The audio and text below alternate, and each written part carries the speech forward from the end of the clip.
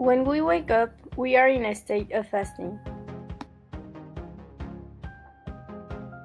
Fasting is the metabolic situation that is normally produced in the morning after not eating for 10 to 14 hours at night. Glycogen is a polysaccharide that it is stored in the liver as an energetic reserve. In a fasting state, it gets converted into glucose, which will help to maintain normal blood glucose level. However, this glycogen reserve gets depleted and the blood glucose starts falling. Some tissues in the human body can only use glucose as a source of energy. As a consequence, hypoglycemia. In other words, our body must use reserve to obtain the energy necessary to survive. The main priority in fasting is that there is no lack of glucose to the brain and erythrocytes that are dependent on glucose. The muscle, after depleting its own glycogen reserves, will use its large reserve of triglycerides and fatty acids obtained from them, including the ketone bodies, before resorting to the use of their own protein and amino acids.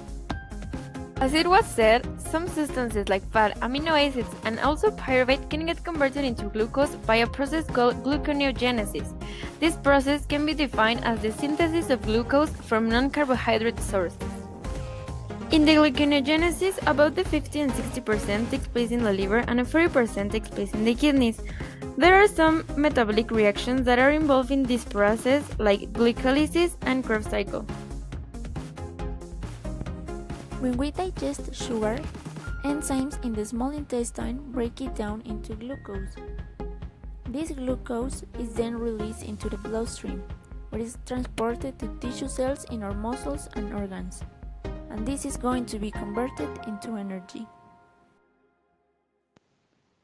Glycolysis is a series of reactions that extract energy from glucose by splitting it into two 3-carbon molecules called pyruvates. It also takes place in the cytosol of a cell. It can be broken down into two main phases, the energy requiring phase and the energy releasing. The reactions of glycolysis are catalyzed by its own enzymes. The most important enzyme for regulation are phosphofructokinase. Glycolysis also converts 1 6-carbon molecules of glucose into two 3-carbon molecules of pyruvate. The net product of this process are 2 molecules of ATP and 2 more.